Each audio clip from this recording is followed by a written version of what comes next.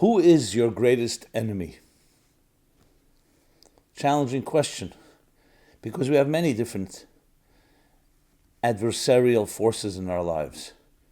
Enemies without, enemies within, psychological, emotional, demons, real, imagined. The single greatest enemy of yours is called fear. Fear. And the reason why it's so dangerous is because it is insidious. It is concealed. It's invisible. You don't see it. There's no weapon. There's no firepower. It works in a very cunning manner, undermining, paralyzing, indecisiveness, and so many other symptoms that it manifests in. Think about it. That's what we're going to discuss. Fight or flight. How to free yourself from fear. Because once you do, all the vistas and horizons are open to you. Please join me.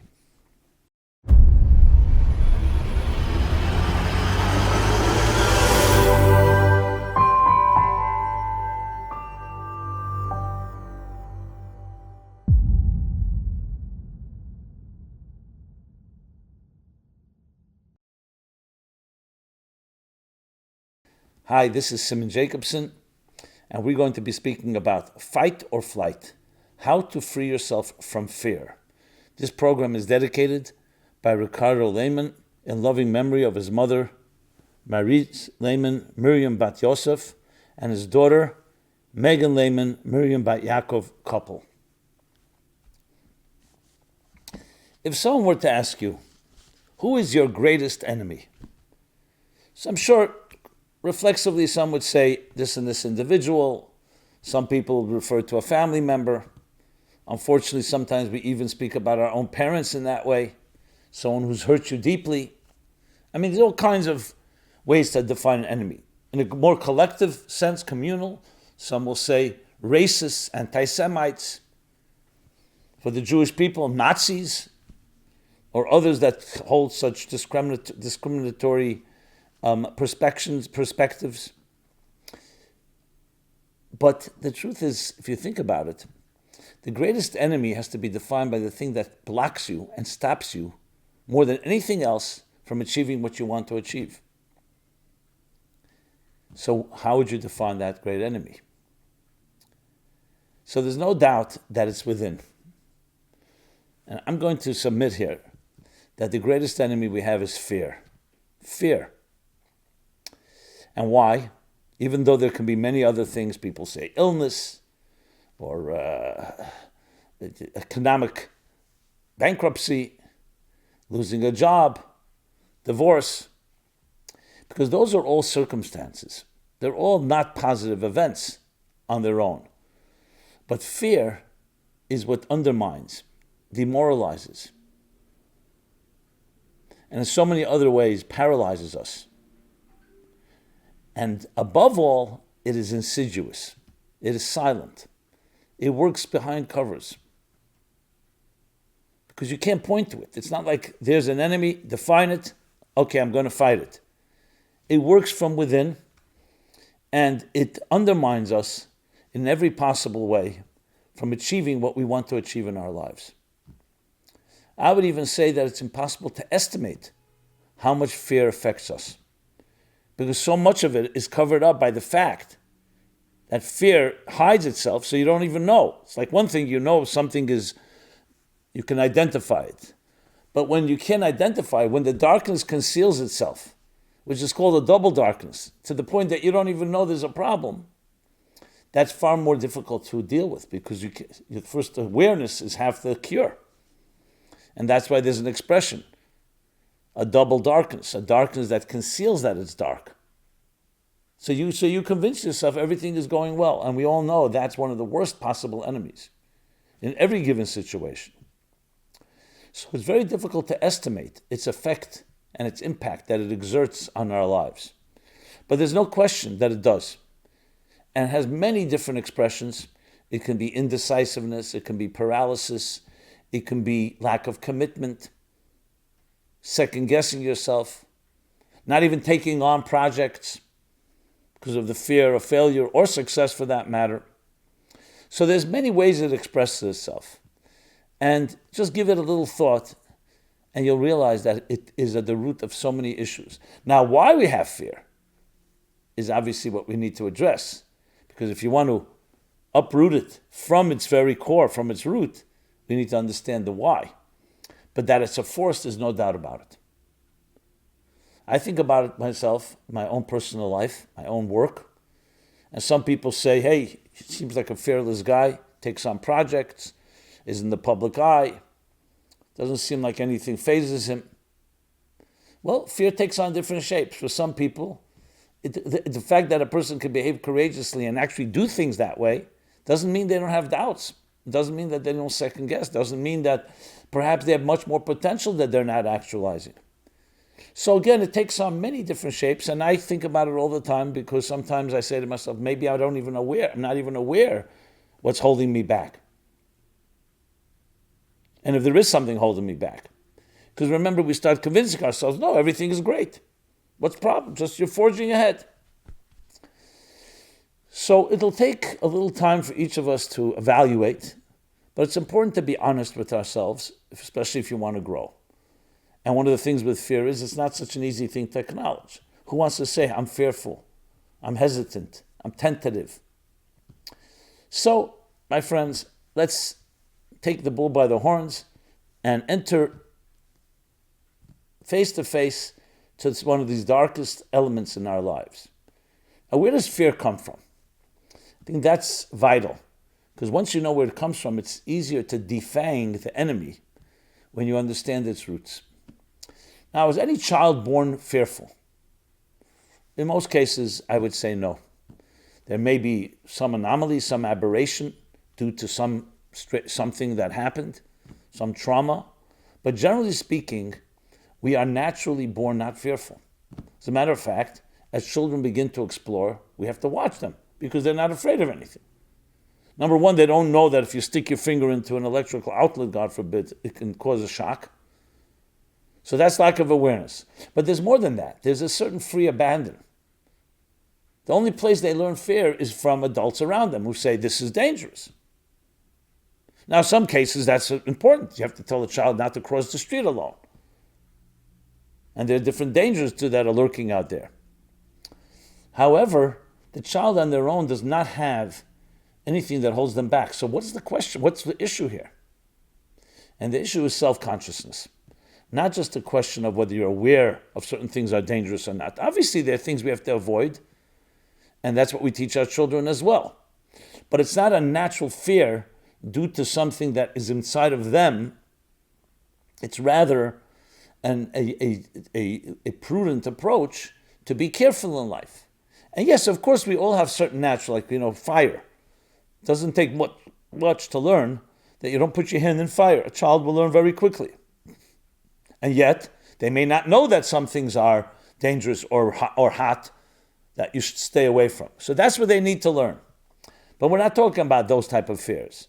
Those are not fears. Those I would call caution. That's more what the person has to have, as I said, being prudent and careful in your life. Discretion may be the right word.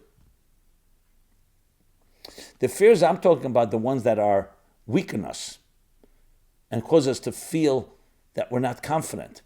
And part of that is self-consciousness, as I mentioned. Self-consciousness, what others are going to say. I'll be judged, I'll be criticized, I'll fail, I'll be laughed at, mocked. All these things contribute to fears. The contrast to fear would be when you feel comfortable, when you feel confident. You walk into a room and you don't know what people are going to be saying, but you feel that you're loved, you're going to be less fearful. You come into a situation where you know you have been criticized or invalidated, you're going to be more fearful. What is my father going to say? What is my mother going to say? What is my friend going to say? So you see, fear is an outgrowth, therefore, of self-consciousness and not having that confidence in yourself. So how does one cultivate the opposite of fear? You cultivate it by having an environment that is very reassuring, secure, safe, loving, nurturing, validating. As soon as you don't have that type of environment, you have the breeding ground of the forces that start creating fears in our lives. Now, we're not talking about a one-time critique or a one-time a person has been rejected. If it's ongoing, it starts building inside of you just a natural fear. I mean, I've heard from, I can't tell you how many people, when my father would come home, I was always trembling because he was always finding something to critique. For some people, it's a mother. For some people, it's someone else. So what does trembling mean? Trembling doesn't always mean physically trembling. Sometimes it's also physical. It's all part of being undermined and not feeling secure with your situation. So our earliest fears definitely begin in those early years and formative years. And once it gets etched into our psyches, it's much more difficult to eliminate.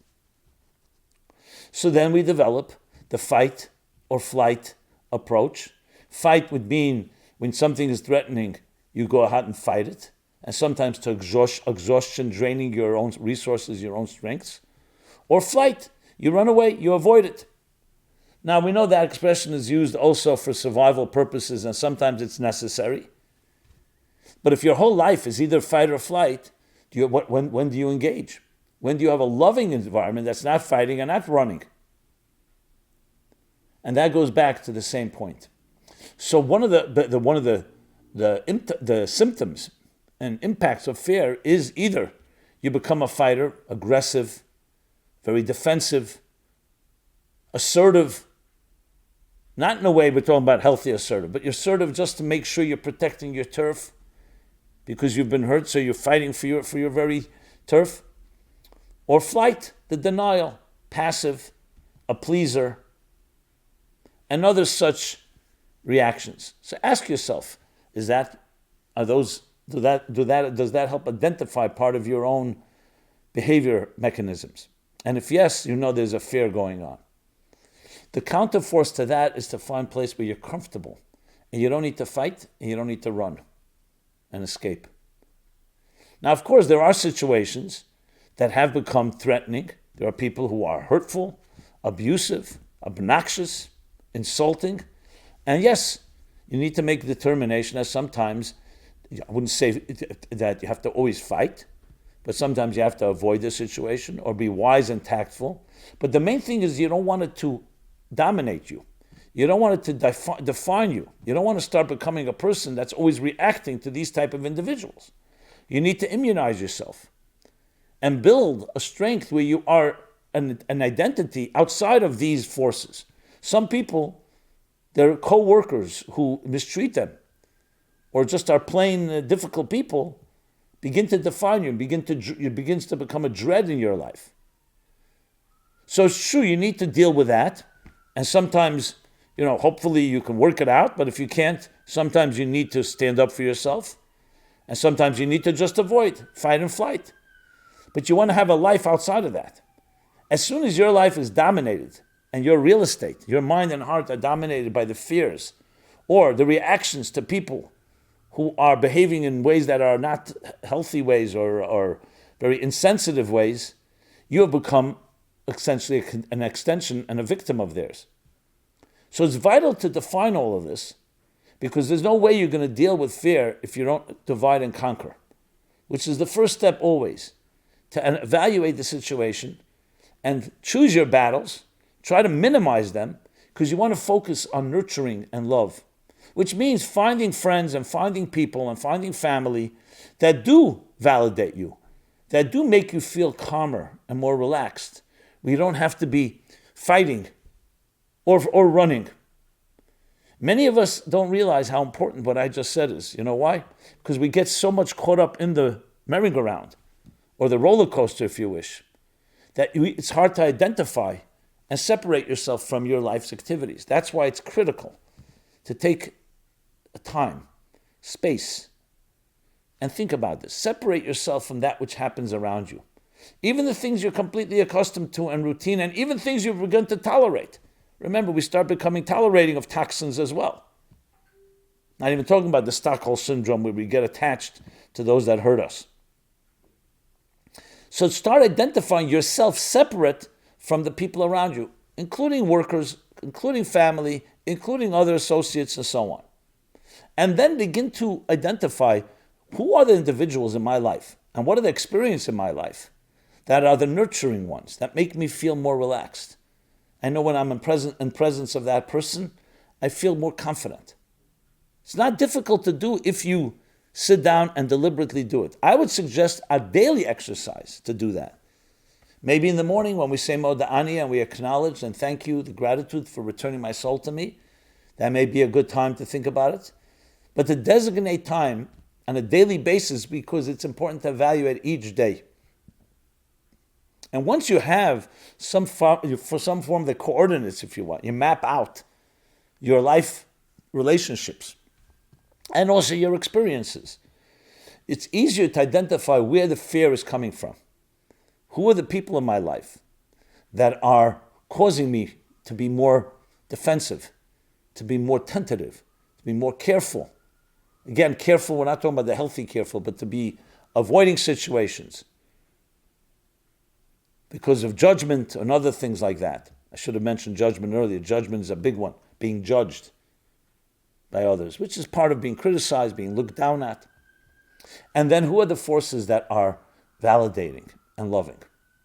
That's the step number one.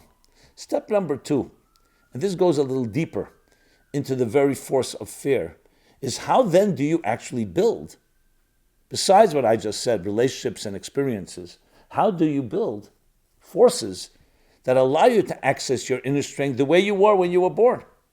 Before fears began to settle in, before they seeped in their insidious way, like a cancer, undermining us and creating the situation we may be in right now.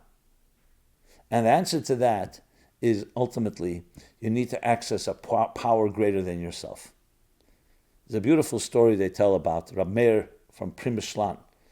He was a Hasidic scholar, Hasidic mystic, a Rebbe, and he once came to a town. It was Friday afternoon, and he wanted to go to the ritual bath, the mikveh, but it was freezing cold in Russian cities, and the mikveh, this ritual bath, was situated at the bottom of a hill that was very slippery slopes in the icy winter. So people told him that we don't really go to the mikveh because it's dangerous. You can slip and fall. He was not a young man, but he insisted. There were two young people who saw that he's going to the mikveh, and they were very skeptical. How is he going to make it, this elderly man? And yet, he walked down the slopes and completely unscathed, came back smiling. Both of them followed him, and one of them slipped. He broke something. This one got sprained. So they went over to him Shabbos and they said, Rab Meir, we watched you go down the slopes and come back completely unaffected. Was it not slippery? He says, yes, it was slippery. However, it was slippery, but when you're tied above, you don't fall below. You know how powerful that expression is? Think about it. What is the above? When you have values, when you have spirituality, when you have transcendence, when you have God, something greater than yourself to hold on to. So it may be slippery, but you have something that's holding you, and you're holding it. Don't underestimate the power of our soul, our divine soul. And that's why you see, especially in the area of recovery and addiction, they talk about accessing a power. I've surrendered to a power greater than myself. Individuals who've gone through such difficulties and experienced tremendous fears and tremendous setbacks and challenges realize that you need that. Sometimes when life is going and it's not slippery, you don't realize that you need that strength. But the truth is we all need it at all times. So building and reinforcing those forces that are greater than you are is the critical component to fighting fear. But you're not fighting it. It's not fighting like, you can't fight darkness, especially an invisible one at that. You don't fight it, you build a strength. So no matter what comes your way, you have that to turn to. And that's ultimately the greatest power of all. It includes humility, because you're getting your ego out of the way. Ego, of course, is just another feeder of fear, because it's about me. So fine, when things are going well, your confidence is going well, but when your ego is bruised or somewhere you're unable to muster that energy, then your ego becomes your enemy because it's all about me. And therefore, since it's about me, what happens is it begins to become a force that works against you. Humility is you get yourself out of the way, including your fears. And you're allowing yourself to connect to something that's greater, and that gives you greatness, and that gives you confidence. No matter what a person has gone through in life, no matter what, even situations that are very dysfunctional and toxic and abusive, traumatic, the fact of the matter is there's always hope because the fundamental soul within you never grew fearful. It's that we grow fearful in accessing that soul within us. The arteries have become somewhat clogged. The arteries that connect that healthy soul or the healthy heart to the rest of the being, rest of your consciousness. So psychologically speaking, how do you get beyond those clogs? Yes, you do whatever you can, but you also introduce into your life forces that are greater and stronger than the ones that undermine you. And ultimately, forces that are not man-made, and therefore they can't be taken away by human beings. Parents are a beautiful thing when they're nurturing, but they could also be very harsh, very painful, very harmful and hurtful. But when you realize there's a force and something greater and a cause that you connect with that's greater than you are, that is binding yourself to above, tying yourself, when you're tied above, you don't fall below. Now, we're all going to have setbacks at times. That's not the point. The point is that you want to know what to do about it. A setback can just demoralize you and then you give up, you become resigned. Or you could see it as a challenge that allows you to access those deeper resources, to reach upward. And when you're holding on, then you don't fall below. You don't slip below. So we live in a world filled with slippery slopes. We live in a world with many challenges. But as I've pointed out time and again, the challenges are not in our control, but how we navigate them is completely in our control. And navigating them includes finding the tools, the resources, the friends, the environments, the activities that make you feel confident. Confidence breeds confidence. Courage breeds courage. Fear breeds fear. So in addition to what we surround ourselves with, we also connect to our deeper resources within. And this too should be part of your daily ritual. I mentioned before, Moda'ani, thank you for returning my soul to me. That's all you need in life. You have a soul, it was returned to you. It means your value, your indispensable contribution has been renewed. Your contract has been renewed. The contributions you will make in this world, that only you can make, has been acknowledged, has been reinforced. Every morning, make yourself aware of it. Be cognizant of it. And in addition to that, that itself connects you to that higher force. Surround yourself with people that reinforce that time and again. Because you can have that, but then you get into a hostile workplace or a hostile environment and back to the patterns and routines that may be sometimes toxic and otherwise undermining us. So you want to have both coming from both directions, from above and from around you. And when you do that, you create an insulation that gives you that strength. You know, one of the powers of taking time off from whatever you're doing, whether it's work, whether it's other activities that you're doing, it allows you to step back and take stock and look at yourself and think about yourself in context of the things around us. When you're in the rush hour and you're being prodded and pushed and directed and expectations and demands, what do you think happens? You become a product and a result of all of that. This again is in our control. So I hope this opens up some new opportunities that we can look at ourselves and in turn become stronger people connected to above, allowing yourself to access deeper resources that till now fear has not allowed you to access. Didn't even let you go there. It's like knowing you have a treasure, but you didn't even get there because you're fearful to make a move. And when you do, it does open up new horizons, new vistas, new possibilities. And be around people that dare to dare, which means to make a move. The greatest risk of all is not taking risk. And that comes, the strength to do that comes from that inner place, from that higher place, and from people around us that reinforce that.